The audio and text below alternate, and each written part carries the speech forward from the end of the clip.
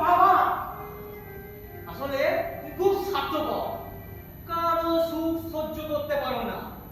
আমি যেগুলোতে একটু ভালো থাকি তা তুমি দেখতেই পারো না। তোমার ভালো থাকা, তোমার ভালো থাকা মানেই তো ফুলে ফুলে মধু খেয়ে বেড়ানো। মা, Stop this nonsense, stop it. কি হলো বাবা? আমার মাইগ্রেনটা শুরু হয়ে গেল বাবা। দেখো দেখো দেখো কি হলো এখন? কি হলো? কি হলো?